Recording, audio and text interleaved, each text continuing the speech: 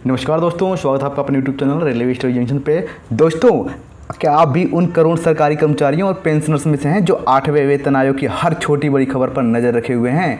Social media पर हर रोज़ नई नई शैली और नई तारीखों के दावे किए जाते हैं, लेकिन आज हम किसी भी अफवाह पर नहीं बल्कि सरकारी दस्तावेजों और संसद के जवाबों के साथ बात करेंगे। आज की इस वीडियो में हम जानेंगे कि 8वें वेतन आयोग का असली सच क्या है। दोस्तों, इसका गठन हो चुका है? अगर हाँ, तो आपकी सैलरी कितनी बढ़ेगी? दोस्तों, ये जानकारी संसद के जवाब और PIB प्रेस इन्फॉर्मेशन ब्यूरो के नोटिफिकेशन और यूनियन के जो मेमोरेंडम सौंपे गए हैं उस पर हम फैक्ट पे बात करेंगे। तो चलिए वीडियो को शुरू करते हैं। अगर आप चैनल पे नए हैं तो चैनल को सब्सक्राइब कर लीजिए ताकि पल पल आपको वीडियो की अपडेट मिलती रहे। 8th पे कमीशन और रेलवे से संबंधित किसी भी जानकारी और सूचना इंपॉर्टेंट न्यूज अपडेट के रिगार्डिंग। चलिए दोस्तों, शुरू करते हैं अपने इस टॉपिक को कि क्या है असलियत में चीज़ें। हम पूरी की पूरी चीज़ें प्रेस इन्फॉर्मेशन ब्यूरो से डाटा लिया हुआ हमने। 8th पे कमीशन का जो सच है, आप 8th पे कमीशन की आप वेबसाइट देख सकते हैं। पूरी ऑथेंटिक इन्फॉर्मेशन के साथ बात करेंगे कि एक्चुअल में है क्या। जितनी भी हवाबाजी चल रही है, जितनी भी अफवाहें उड़ रही हैं, तो उसका सच क्या है, आखिर में एक्चुअल चीज़ें क्या है जो हमारे हर एक केंद्रीय कर्मचारी तक ये बात पहुंचनी चाहिए।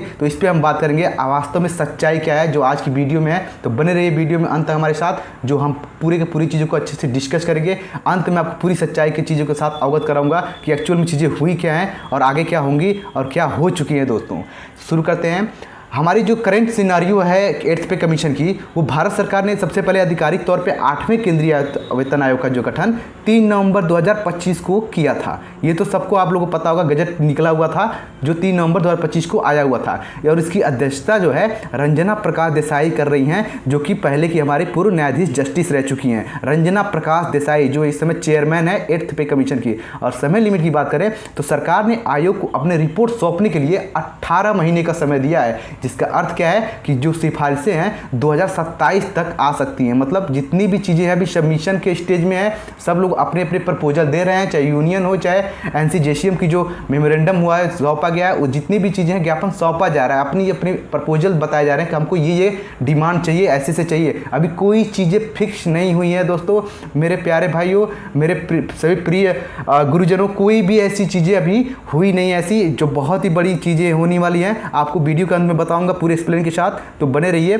2027 तक ही पूरी की पूरी चीज़ें वास्तव में आधिकारिक रूप से सूचनाएं आएंगी जो वास्तविक में सच होंगी। बाकी जितनी भी वीडियोज आ रहे हैं वो सारे प्रपोजल पे हैं, कोई भी फिक्सेशन नहीं हुआ है। और क्या क्या फिक्स हो चुकी है उसके बारे में भी हम वीडियो में बात करेंगे। तो बने रहिए अंत तक वीडियो हमारे साथ।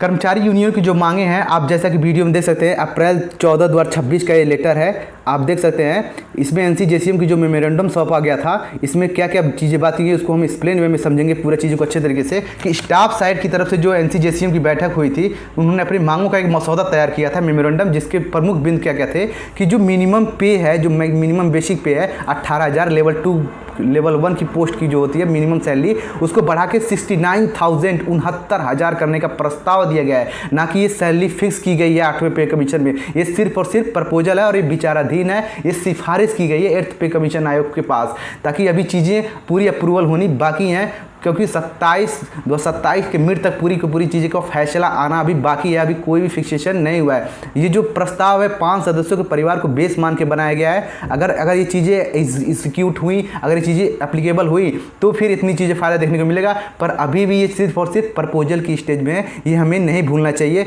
जो जितने भी आ रहे हैं कि इतनी सैलरी हो गई, ऐसी कोई चीज़ें नहीं है। हम बात करते हैं आगे वीडियो में कि जो कर्मचारी यूनियन की जो असली मांगे हैं वो क्या क्या हैं। कि फिटमेंट फैक्टर की जो मांग की गई है वो 3.833 की मांग की गई है। ये अभी करंट में 3.833 होने वाला नहीं है 8th पे कमीशन में, हालांकि बस प्रपोजल मांग की गई है।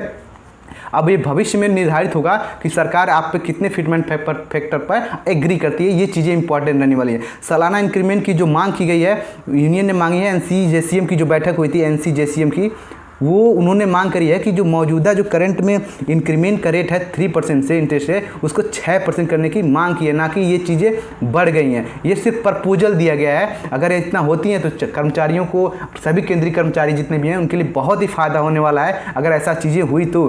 लेकिन अभी बस ये मांग, मतलब ये अप्रूवल की स्टेज में, अभी चीज़ें कंप्लीट नहीं हुई हैं।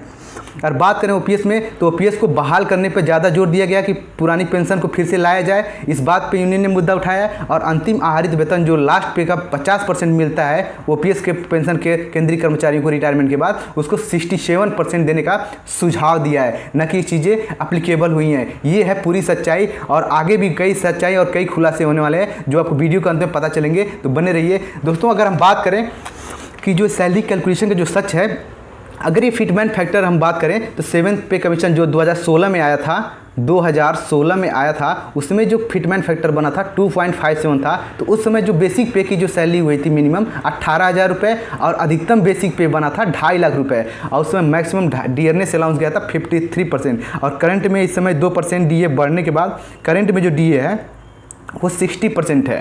तो 50% से डीए अधिक बढ़ गया है, यानी कि 2% बढ़ के साथ कुल मिलाकर टोटल इस समय करंट में आज की डेट में 60% हो गया है। और न्यूनतम पेंशन जो निर्धारित की गई थी 7th पे कमीशन में वो 9,000। लेकिन बात की जा रही है कि जो जेएनसी जेसीएम की बैठक हुई है, उन्होंने अपनी बैठक में क्या क्या प्रस्ताव दिए हैं, उस प्रस्ताव के आधार पर अगर हम कैलकुलेशन करें कि 8वां वेतन आयोग में क्या क्या चीज़ें बदलाव होने वाली हैं, अगर उसको एक्सेप्ट कर लेती है गवर्नमेंट 8वें वेतन आयोग में, अगर फिटमेंट फैक्टर 3.83 हो जाता है तो 49% लगभग मान के लिए 50% की वृद्धि आपके सैलरी में इजाफा होने वाला है। और बेसिक पे में 283 रुपये का 283% का इजाफा होने वाला, मतलब आपका बेसिक 69,000 लगभग 70,000 के करीब हो जाएगा। और अधिकतम जो बेसिक पे होगा 9,57,500, मतलब 9.5 लाख रुपये। देख सकते हैं आप मोटा मोटी ये पूरी चीज़ें कैलकुलेशन के साथ। लेकिन एक चीज़ और है कि 8th पे कमीशन में मर्जर हो जाएगा। अगर डीए क्या होगा, मर्ज होकर आएगा, तो डीए तो हो जाएगा आपका 0%। और न्यूनतम पेंशन जो हो जाएगी 34,500 रुपये। बहुत ही बड़ा अपडेट है ये, अगर ये चीज़ें अप्लीकेबल हुई तो। हालांकि ये सिर्फ और सिर्फ अभी प्रपोजल स्टेज में है, ये कोई फिक्स डाटा नहीं है। ये चीज़ें उतार चढ़ाव के साथ कम भी हो सकती हैं और इतने पे भी फिक्स रह सकती हैं जितनी की एनसीजेसीएम की मांग की गई है। हालांकि इतना जाने वाला नहीं है जहां तक मेरा अनुमान है। आप कमेंट करके जरूर बताइएगा कि आपका क्या विचार है कि ये चीज़ें 8th पे कमीशन में इतनी लागू होंगी जितना ये 8th पे कमीशन में प्रपोजल दिया गया एनसीजेसीएम में। आपकी क्या राय है, आप जरूर कमेंट सेक्शन में जरा अपना ओपिनियन जरूर शेयर करें, ताकि लोगों को भी पता चले कि आपके क्या क्या ओपिनियन। सभी केंद्रीय सरकारी कर्मचारी जो एक उम्मीद और एक आशा लेके बैठे हुए हैं कि 8th पे कमीशन उनकी कितनी ज़्यादा सैलरी इंक्रीज हो जाएगी। ये बहुत ही बड़ा सिनेरियो बना हुआ है हर केंद्रीय कर्मचारी की खुशी को ध्यान में रखते हुए कि कितनी कितनी चीज़ें अपडेट आने वाली हैं। इतना परसेंट का इजाफा, कितनी वीडियोज़ आप लोगों ने देखे होंगे, पर उन सभी वीडियोज़ में वास्तव में सच्चाई को क्या गया है, दरकिनार करके प्रस्तुत किया गया है। लेकिन एग्जैक्ट डाटा ये है कि जितनी भी चीज़ें अभी प्रस्तावित हैं ये सभी एक प्रस्ताव में है, इतना होने वाला नहीं है। अगर हो जाए तो हमारे सभी केंद्रीय सरकारी कर्मचारी के बंधु, प्रिय भाई और बड़े भाइयों को बहुत ही फायदा होने वाला है। लेकिन सच्चाई से तो अवगत आप भी हैं, तो कमेंट सेक्शन में ज़रूर बताएं कि क्या चीज़ें होने वाली हैं। आगे हम बात कर लेते हैं क्या क्या चीज़ें, और जो चीज़ें बड़ी खुलासे क्या क्या होने वाले हैं उस बारे में हम बात करते हैं दोस्तों। तो इस सैलरी कैलकुलेशन का जो सच है ना, ये देखिए, जब भी ये 8th पे कमीशन पूरी तरह से लागू 27 तक तो मिड रिपोर्ट आने वाली है कि पूरा कितना चीज़ें आपकी होने जा रही हैं, कितना चीज़ें होने जा रही हैं। इस बारे में चीज़ें सौंपी जाएंगी रिपोर्ट। लेकिन ये जो आपका जो पूरा का पूरा तरीके से ये पूरा आएगा 8th पे कमीशन, ये 1 जनवरी 2026 से काउंट होगा। होना तो इसको 1 जनवरी 2026 से है, लेकिन जब भी ये इम्प्लीमेंट होगा उस डेट से लेके उस डेट तक पूरा का पूरा आपको एरियर मिलना है। ये तय है, ये तो फिक्स है कि 1 जनवरी 2026 से लागू होगा, चाहे जब भी आए। फिटमेंट फैक्टर क्या होगा, बेसिक पे कितना होगा, इंक्रीमेंट में कितनी वृद्धि होगी, ये बात की बात है। कितना बढ़ेगा वो सरकार तय करेगी। अभी बस जो एनसीजेसीएम की बैठक हुई है, मसौदा तैयार किया गया मेमोरेंडम, वो सिर्फ सौंपा गया है। अभी ये पूरी चीज़ें निर्धारित नहीं की गई हैं। जो 8th पे कमीशन के बारे में नए नए अपडेट्स आ रहे हैं वो सारे प्रस्ताव में हैं। अगर डीए का खेल के बारे में समझें कि जब भी 8वां वेतन लागू होगा तो पहली बात तो ये कि महंगाई भत्ता डीए जो है ना, वो डियरनेस अलाउंस वो 0 हो जाएगा आपका। वो चीज़ें इंक्लूड नहीं होगी। वो डीए क्या होगा, आपका बेसिक में मर्जर हो जाएगा, क्योंकि बेसिक सैलरी जो है मर्ज हो जाएगी। तो डीए आपका क्या होने वाला है, 0 होने वाला है। तो मेरा मानना है कि आपके सैलरी में जो है फाइनली 8 से 10 हज़ार रुपये का फ़ायदा होने वाला है। ये सच्चाई है, आप इसे इनकार नहीं कर सकते। जितना भी हो करंट सिनारियो देखते हुए, गवर्नमेंट का रूल देखते हुए और जो चीज़ें चल रही हैं, इससे यही अंदाज़ा लगता है कि कितना भी जेसीएम की मांग हो, एनसीजेसीएम की मांग हो, वो चीज़ें इम्प्लीमेंट होने में काफ़ी मशक्क़त का सामना करना पड़ सकता है। यानी कि आपके बेसिक पे में 8 से 10 हज़ार का इजाफा हो सकता है लेवल वाइज। अगर चीज़ें एक्सेप्ट कर ली जाती तो बहुत ही फ़ायदा होगा, पर मुझे ऐसा नहीं लगता।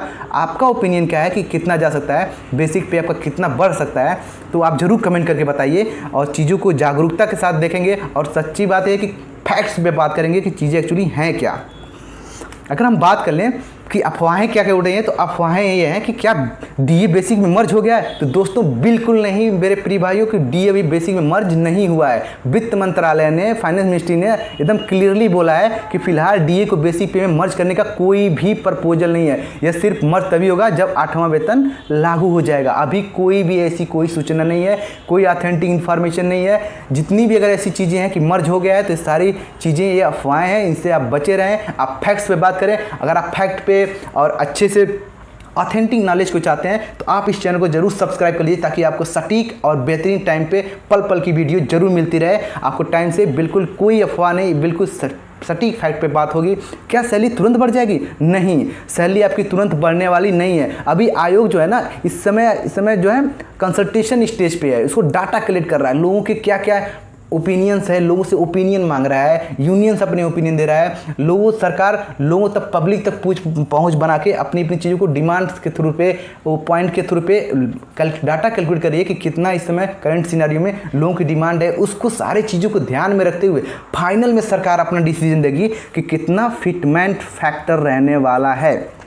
जहाँ तक मेरा अनुमान है, फिटमेंट फैक्टर 2 या 2.1, 2.2 या फिर 2.3, इससे ज़्यादा नहीं गिरने वाला है। जहाँ तक मेरा अनुमान है कि अगर पिछली बार की देखें तो 2.57 का इजाफा हुआ था फिटमेंट फैक्टर में, तो इस बार जो है 2.2, 2.3 से ज़्यादा नहीं जाने वाला है। अगर मेरा ओपिनियन पे आपका क्या विचार है, आप जरूर कमेंट में अपना सुझाव जरूर प्रस्तुत करें कि आपका क्या है। आपकी भी चीज़ों को ऑब्जर्व किया जाएगा, ताकि आप भी लोगों को पता चले कि इस समय क्या, कितने लोगों के दिमाग में कितना फिटमेंट फैक्टर चल रहा है। तो वास्तविक वृद्धि जो है सरकारी अधिसूचना के बाद ही तय होगी कि आपका फिटमेंट फैक्टर क्या होगा, और सैलरी आपकी तुरंत बढ़ने वाली नहीं है, क्योंकि अभी ये चीज़ें कंसल्टेट स्टेज में है और डाटा कलेक्शन के प्रोसेस में है, स्टेज में है। तो अभी सिर्फ चीज़ें कलेक्ट की जा रही हैं, अभी कोई लागू नहीं हुआ 8वां वेतन, बस गठन हुआ है रंजना प्रकाश देसाई के चेयरमैन की अध्यक्षता में। तो ये चीज़ें अभी बस ऐसे बातें की जा रही हैं, अभी कोई भी फैक्ट चीज़ें नहीं आई। तो दोस्तों ये इन्फॉर्मेशन आपको कैसी लगी कमेंट करके जरूर बताएं। अगर आपको वीडियो अच्छा लगा तो वीडियो को लाइक करें, चैनल को सब्सक्राइब करें और वीडियो को जितना हो सके अधिक से अधिक शेयर करें, ताकि लोगों को जागरूकता मिले कि असल में जो है 8th पे कमीशन का असल में फैक्ट क्या है, सच्चाई क्या है। जहाँ पर जितनी अफवाहें उड़ रही हैं उन सभी का एक निचोड़ मैंने आपको इस स्लाइड में समझाया पूरी की पूरी सिंगल वीडियो में कि एक्चुअल में चीज़ें पूरी होने क्या वाली हैं। अभी करंट तक के डेट में इतना ही चीज़ें अभी अपडेट हुई हैं, कोई भी नया चीज़ क्रिएट नहीं हुई 8th पे कमीशन के बारे में। तो अभी बस का बस इतना ही रहने वाला है। हम चाहते हैं कि आपका बेसिक 3.8 से नहीं 4 तक पहुंच जाए, लेकिन इतनी चीज़ें होने वाली नहीं है बस। लेकिन आपका क्या ओपिनियन लगता है, आप इस जरूर बारे में अपना विचार साझा करें, लोगों को भी देखने को मिलेगा कि आप कितना, अगर आप और चाहते हैं ऐसे वीडियो प्रॉपर कंटिन्यूअस आपका कैलकुलेशन कैसे किया जाता है और भी सारी चीज़ें जो भी अपडेट हो, आप जरूर इसके बारे में कमेंट करके बताएं। दोस्तों अगर आप रेलवे डिपार्टमेंटल एग्ज़ाम की तैयारी कर रहे हैं तो ये चैनल आपके लिए बेस्ट प्लेटफॉर्म बनने वाला है, क्योंकि यहाँ पे आपको पूरे के पूरे डिपार्टमेंटल एग्जाम, एलडीसी और जीडीसी की पूरी तैयारी कराई जाती है। आप चाहें तो जाके प्ले लिस्ट में चेकआउट कर सकते हैं, पूरी की पूरी कॉन्सेप्ट के साथ हर एक वीडियो अपलोड की गई है और बड़े ही अच्छे तरीके के साथ कॉन्सेप्ट के साथ समझाया गया है। ये एकमात्र डिपार्टमेंटल एग्जाम का उभरता हुआ एकमात्र चैनल जो आपको एक डिपार्टमेंटल एग्जाम में पदोन्नत में 100% सिलेक्शन की गारंटी देता है। आप जाकर जरूर चेकआउट करें और उसे जरूर एक बार ऑब्जर्व करें, सब वीडियो को पूरा का पूरा देखें। राजभाषा का एक पार्ट 1 भी आ चुका है, आप जाके उसको देख सकते हैं। राजभाषा जो हर एक डिपार्टमेंटल एग्जाम में पूछा जाता है और बहुत ही इंपॉर्टेंट तरीके से मैंने उसको कलेक्ट किया हुआ है और लगभग 6 से 7 सीरीज आने वाली है राजभाषा पे, जहाँ से एक भी क्वेश्चन आपसे छूटेगा नहीं और 10 नंबर हर एक एग्जाम में आपके राजभाषा से पक्के होने वाले हैं। ये गारंटेड वीडियो आने वाली है, 7 सीरीज में आएगी। पार्ट 1 अपलोड हो चुका है, जाके जरूर देखें, रेलवे स्टेशन जंक्शन के प्लेलिस्ट में आपको वो वीडियो मिल जाएगी। तो दोस्तों आज के लिए इतना ही, थैंक यू, धन्यवाद। मिलते हैं अगले टॉपिक के साथ नए वीडियो में। आज के लिए इतना ही, थैंक यू, धन्यवाद।